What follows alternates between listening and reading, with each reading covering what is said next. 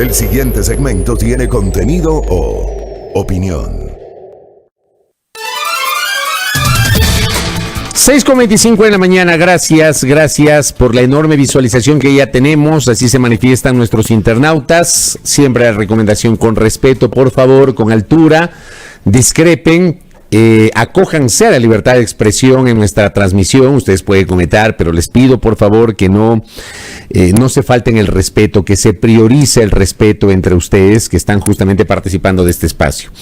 Les quiero alertar a nuestra audiencia. En 5 minutos me tengo que enlazar una cadena de 8 minutos con 35 minutos por parte del gobierno. Es una obligación que tenemos que hacerlo. Ayer justamente había manifestado públicamente mi queja sobre esto. Nos terminan partiendo a los espacios informativos, que ya tenemos una agenda, que tenemos nuestros espacios de opinión, nuestras entrevistas. Una cadena de 8 minutos con 35 segundos es re larga, muy larga. Y nos tendremos que enlazar a las 6:30, así que ahí tendré que cortar el comentario y luego de la cadena regresar, y luego tendremos esta cadena de las 6:30, es una cadena dispuesta por la Secretaría de Comunicación de la Presidencia, y luego a las 7 de la mañana tendremos otra cadena que en cambio dura algo así como 3 minutos, pero es dispuesta por el Consejo Nacional Electoral a propósito del tema de las elecciones, así que les alerto para que no se pongan bravos con uno, no es culpa de uno tiene que cumplir con estas obligaciones respecto de la difusión de las cadenas dispuestas por el gobierno nacional, por las autoridades competentes. Así que les alerto justamente aquello. A ver, en estos 4 minutitos que tengo primerito, tengo bastantísimo para comentar. De verdad que me voy a quedar con ganas de comentar y dejaré algunas cosas para el día de mañana. Hacer una crítica sobre lo que pasó justamente este feriado. La manera como, digamos, luego de un año de pandemia, no terminamos aprendiendo nadie, o sea, ni los ciudadanos ni el gobierno, ni los ciudadanos ni las autoridades. O sea, hagamos un ejercicio también nosotros de mea culpa, querida audiencia, respecto justamente de lo que está ocurriendo. Un año después, resulta que terminan tomando decisiones de última hora.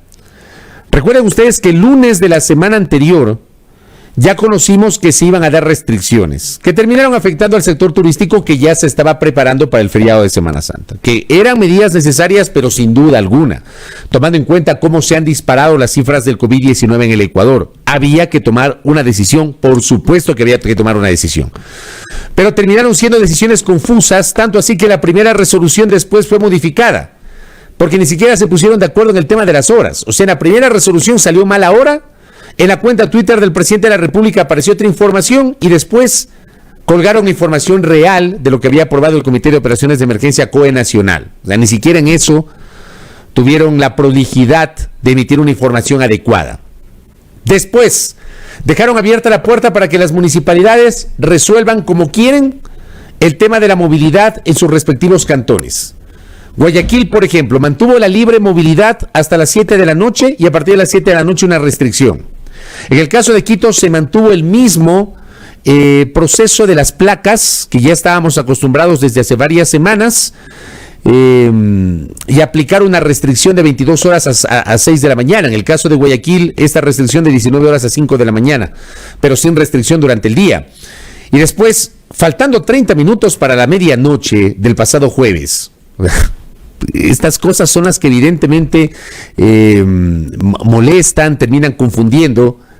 Faltando 30 minutos para la medianoche, el presidente de la República emite recién el estado de excepción que le había sugerido el Comité de Operaciones de Emergencia COE Nacional para 8 provincias del país. Faltando 30 minutos para la medianoche, para que ese estado de excepción comience a regir a las 0 horas del Viernes Santo. Faltando media hora. Y claro, en lugar de que el COE Nacional esa misma noche se reúna, ya con el marco del estado de excepción, esperaron a las 2 de la tarde del día siguiente, del Viernes Santo, ya en medio del feriado, para tomar otras decisiones respecto de la movilidad. Quito había dispuesto que haya libre movilidad el fin de semana, el Viernes Santo, el sábado y domingo. Pero el viernes, que se reunió el COE Nacional después de las 2 de la tarde, cerca de las 4 de la tarde, emiten justamente una resolución a través de la cual se advierte que los cantones que decidan las restricciones tienen que acogerse a las restricciones expuestas por el COE Nacional.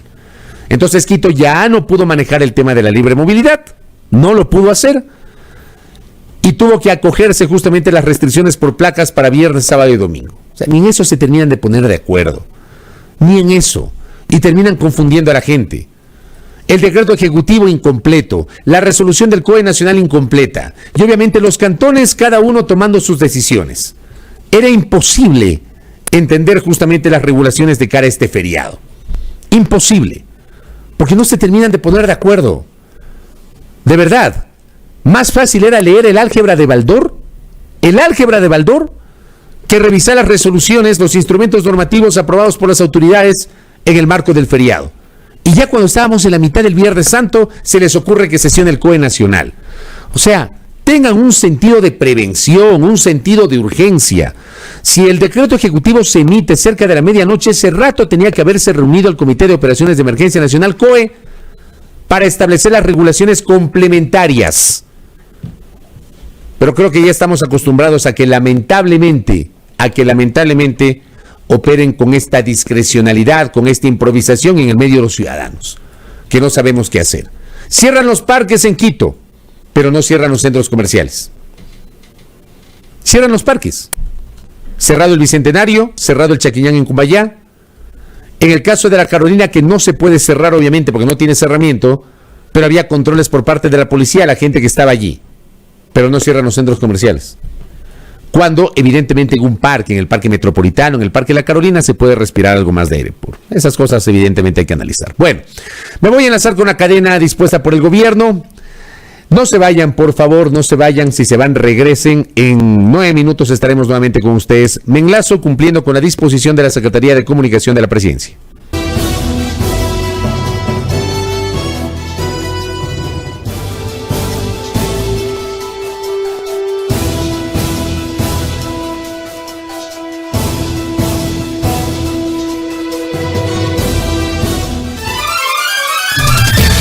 Bueno, veo que no se fueron muchos, no se fueron muchos. Vuelvan, por favor.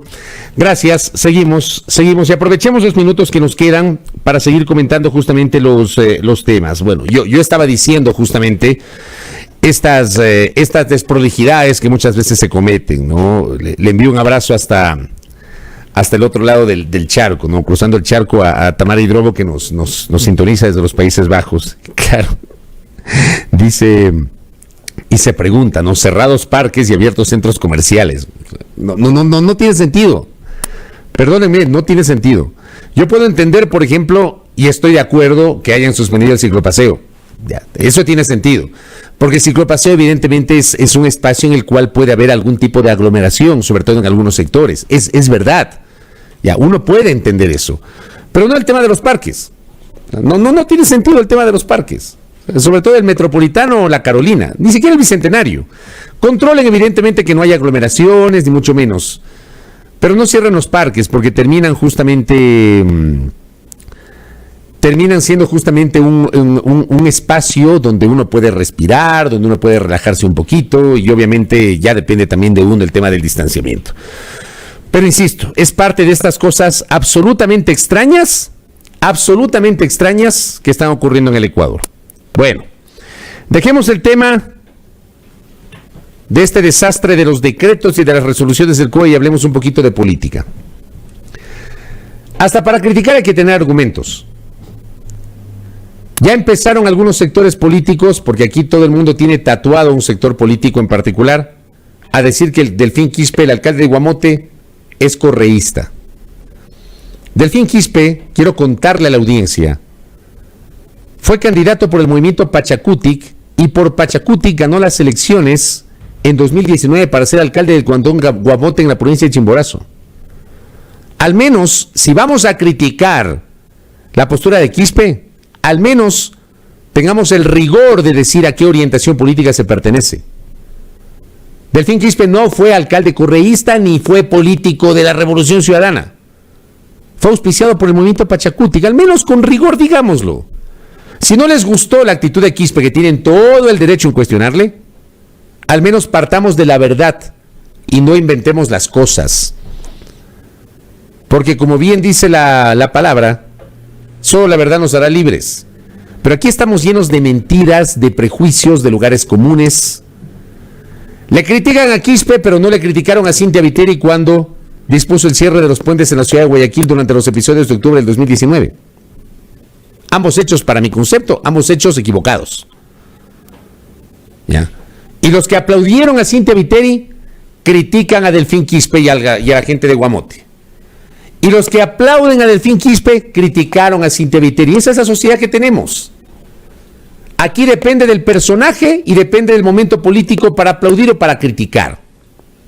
En cualquiera de los dos espacios, yo creo que las cosas estuvieron mal. Yo, en lo personal. Porque la comunidad de Guamote, la gente de Guamote tiene legítimo derecho de rechazar la presencia de un candidato. Pues no le puede impedir que haga campaña política, que haga lo que quiera. Ya cada quien analizará si fue o no un error estratégico de Lasso el haber tratado de ingresar un cantón en el que obtuvo apenas el 5% de la votación, y evidentemente porque a Lasso lo asocian con el Partido Social Cristiano, cuyo máximo líder Jaime Nebot les mandó a los indígenas a que se queden en el páramo durante los hechos de octubre del 2019, que son cosas que la gente recuerda, declaraciones desatinadas. Yo soy uno de los convencidos de que esa declaración le costó la candidatura a Jaime Nebot. Y esa declaración ha vuelto a aparecer en el recuerdo justamente de muchos luego de lo que pasó la semana anterior en Guamote. Porque aquí creen que los indígenas se olvidan. Aquí en este Ecuador, que es plurinacional, multicultural, pluriétnico, acá se cree que como son indígenas no importa lo que piensen. Eso piensan algunos aquí. Como son indígenas. Como Vargas decidió apoyar a Arauz, ya lo descalifican inmediatamente a Vargas. Inmediatamente. Si Vargas hubiese apoyado a Lasso, lo hubiesen aplaudido. Aquellos que lo descalifican lo hubiesen aplaudido. Y del otro lado igualito. Del otro lado igualito. A Isa lo están cuestionando porque, claro, Isa no apoya a Arauz, pero tampoco apoya a Lasso. Entonces ya lo están descalificando porque dicen, tiene que tomar una posición. Pero en cambio, esos mismos sectores que le critican a Isa y a Vargas le aplauden a Virna Cedeño, la ex compañera de fórmula de Yacu Pérez, porque ella en cambio sí públicamente dijo que apoyaba al candidato Guillermo Lasso. Así estamos en el Ecuador. Aquí no hay ningún tipo de respeto a la visión ideológica y política de la gente. Aquí los descalifican. Ya a Vargas le dicen delincuente, ya a Vargas le dicen terrorista, por los hechos de octubre del 2019, pero no dicen nada de los excesos por parte del Estado ecuatoriano cometidos justamente en octubre del 2019. Lo que dice acá Verónica Canseco, pues, se olvidaron del famoso juego de póngale la pluma al indio, ¿se acuerdan? ¿Se acuerdan? Aquí a los indígenas les han ninguneado. Aquí se olvidan de cómo fueron maltratados los indígenas durante los hechos de octubre del 2019. Se olvidan de eso. Les han dicho de todo a los indígenas, de todo. Pero cuando los indígenas se pronuncian a favor de la candidatura que les gusta, ahí les aplauden.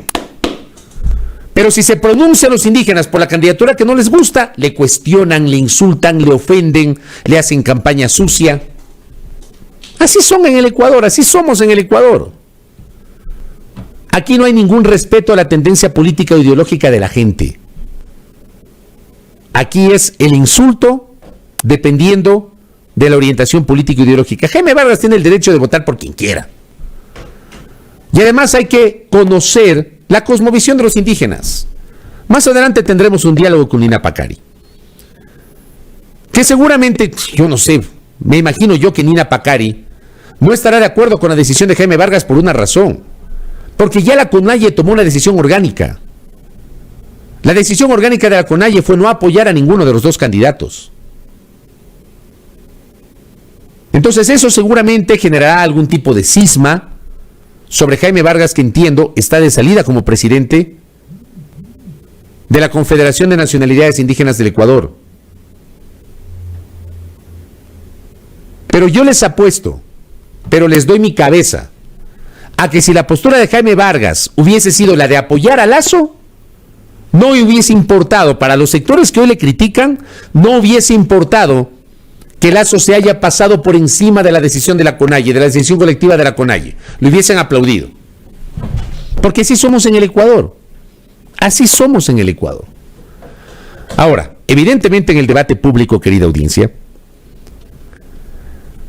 habrá que ver si es que esa decisión de Jaime Vargas es una decisión personal, es una decisión apoyada por la dirigencia de la región amazónica a la cual se pertenece. Está claro que hay sectores del movimiento indígena que han marcado distancias. Lecuarunari y la CONAICE. Lecuarunari, que es la organización indígena más grande de la sierra, y la CONAICE, que es de la costa. Entiendo que en este caso la postura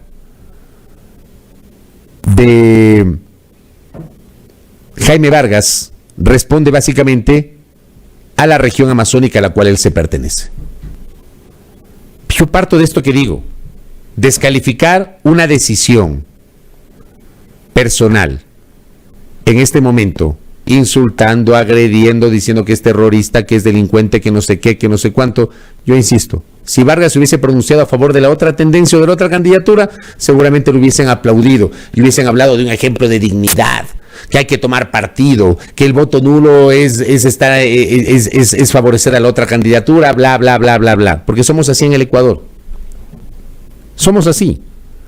Además, aquí se habla desde los sesgos, desde las antipatías y desde las animadversiones. Así se habla acá, en el Ecuador.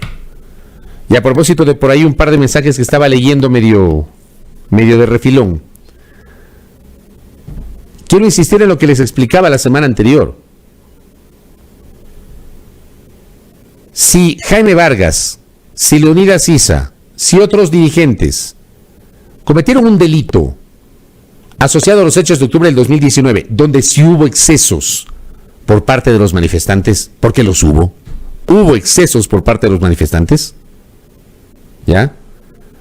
Si es que ellos son los responsables, para eso está la justicia, pues. Entiendo que tanto Vargas cuanto Issa están siendo investigados por la Fiscalía. Entiendo que fueron llamados a declarar. Están siendo investigados por la Fiscalía. Y ojo, ha pasado año y medio desde los hechos de octubre del 2019 y todavía no avanza esa investigación. Pero para eso están las Cortes, para eso está la Fiscalía. Diferente a lo que pasa con los excesos, que también los hubo, de la fuerza pública, sobre lo cual nadie dice nada, y se han puesto bravos por el informe de la Comisión de la Verdad, integrada por la Defensoría del Pueblo, con gente que no pertenece a la Defensoría del Pueblo, porque aquí se miente, pero de una forma descarada. Al decir que el informe de la Comisión de la Verdad es el informe de la Defensoría del Pueblo. Falso. Una Comisión de la Verdad integrada por 3 personajes ajenos a la Defensoría del Pueblo. Entre ellos, el ex candidato a la vicepresidencia en binomio con Guillermo Lasso en el año 2013, el doctor Juan Carlos Solínez, quien ha dado declaraciones explicando su posición sobre el informe, pero nadie le ha parado bola. Nadie le ha parado bola a la postura de Juan Carlos Solínez. Pero si Juan Carlos Solínez se hubiese pronunciado en otro sentido, créanme, hubiese sido titular de los periódicos, entrevistas en vivo en los medios de comunicación nacionales, etcétera. Pero como la postura de Solínez fue justamente una postura crítica respecto de los excesos de la fuerza pública en el contexto de los hechos de octubre, entonces no le paran bola. Así somos en el Ecuador. Aquí hubo excesos de lado y lado, pero el tratamiento de los excesos es distinto, y eso no termina de entender la sociedad. Yo insisto, si Jaime Vargas y Leonidas Issa son responsables de los excesos durante las manifestaciones de octubre de 2019, que los hubo, para eso hay una investigación que está abierta por parte de la Fiscalía General del Estado. Aquí no se trata de decir que Issa y que Vargas son culpables o inocentes. A mí lo que me fastidia es la etiqueta o el prejuicio que les colocan, sobre todo viniendo desde el periodismo, pues.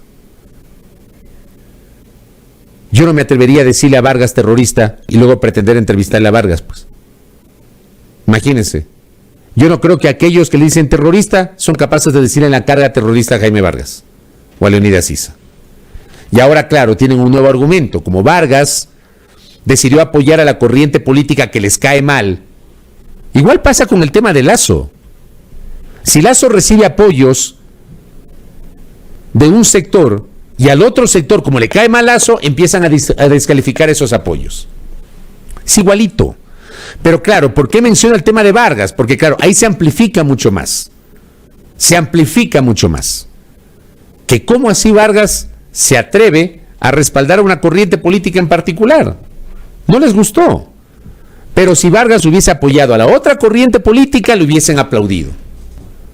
Y no lo hubiesen descalificado. Ya los indígenas sabrán resolver, evidentemente, dentro de su propia lógica, sabrán analizar el comportamiento de Jaime Vargas.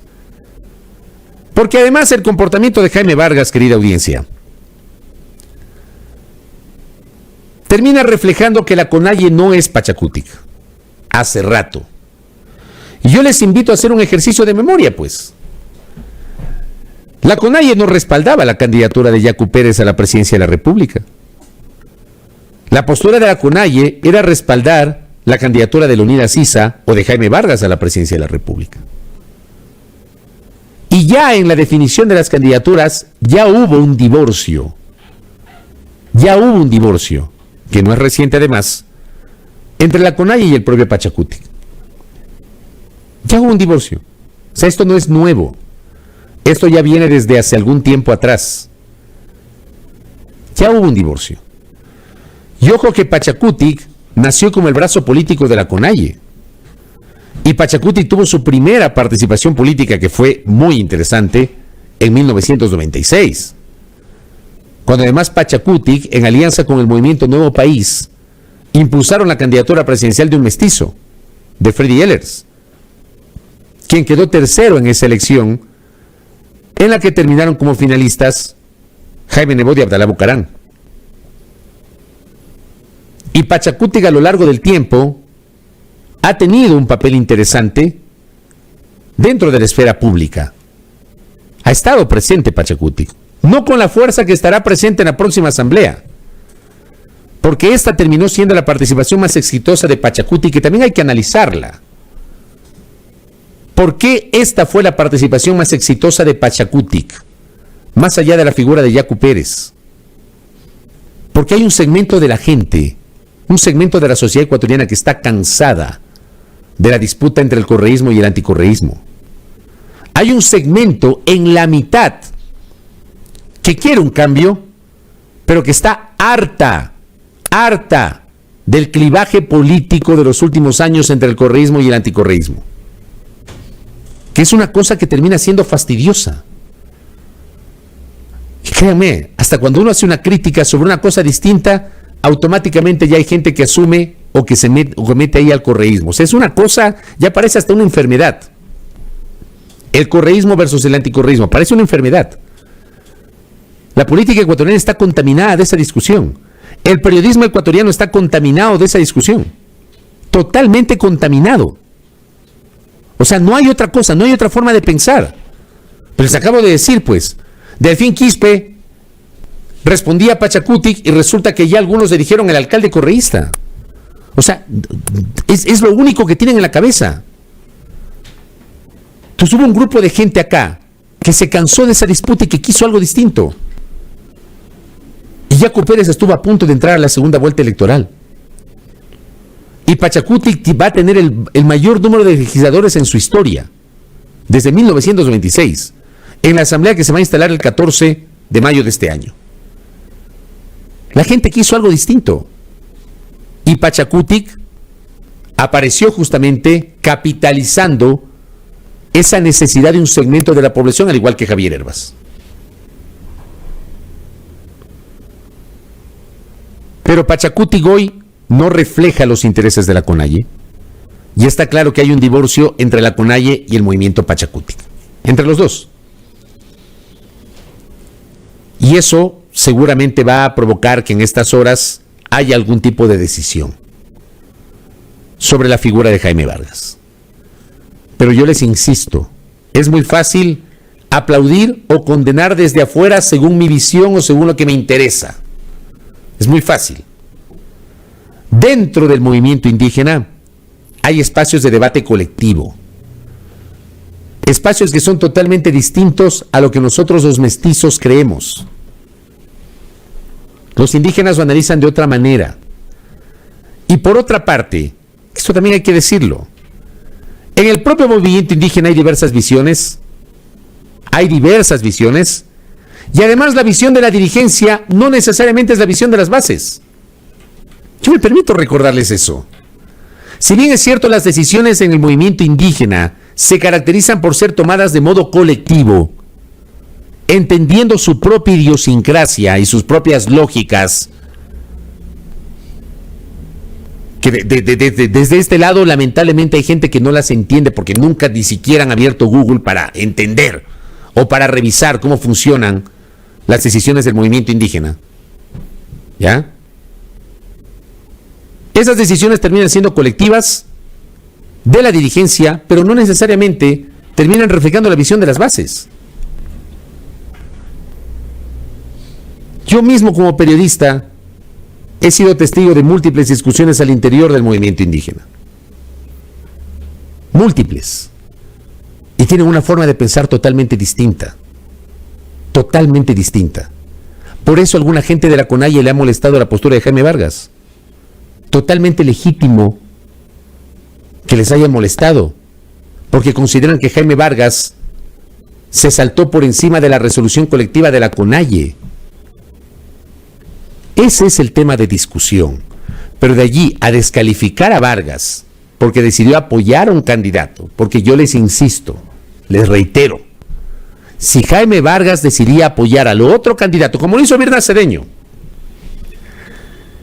y el ejemplo es clarísimo, cuando Birna Cedeño se pronuncia a favor de la candidatura de Lasso, automáticamente los sectores que hoy critican a Vargas por pronunciarse a favor de la candidatura de Arauz le aplaudieron a Birna Cedeño y se olvidaron que Pachacutic decidió apoyar el nulo en la segunda vuelta electoral. Se olvidaron, le aplaudieron a Birna Cedeño.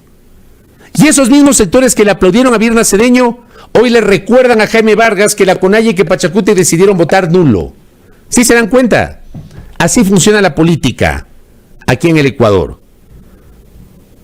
De una campaña realmente asquerosa, que gracias a Dios se acaba en 4 días. Gracias a Dios esa campaña se acaba en 4 días. Un desastre. Y mañana vamos a seguir conversando del tema, porque evidentemente aquí hay que hablar del rol del periodismo y de los medios. Solamente quiero adelantar algo que escribí el fin de semana en Twitter, que lo sustentaré el día de mañana. Si usted quiere ser militante o activista, deje el periodismo. Si quiere hacer campaña por uno u otro candidato, deje el periodismo. Y vaya, coja una bandera y haga campaña, pero no utilice los medios de comunicación y no se presente como periodista. Es una vergüenza lo que está pasando en esta campaña, como nunca antes. Hoy en ese sentido es la peor campaña para el periodismo ecuatoriano. Aplaudiendo o descalificando dependiendo de si les gusta o no les gustan las decisiones de la gente. Desastre. Pero insisto, ya mismo se acaba la campaña. 7 de la mañana con 2 minutos. Voy a la otra cadena que teníamos. Algunas personas decían la cadena no la pasamos en la transmisión de Facebook, la anterior. Esa tampoco la pasamos, ¿no? En la transmisión de Facebook. Ponemos unos comerciales, porque claro, tenemos que cumplir, estamos obligados por el tema de la radio. Ponemos unos comerciales y regresamos ya con la ronda de entrevistas correspondiente a la jornada del día de hoy.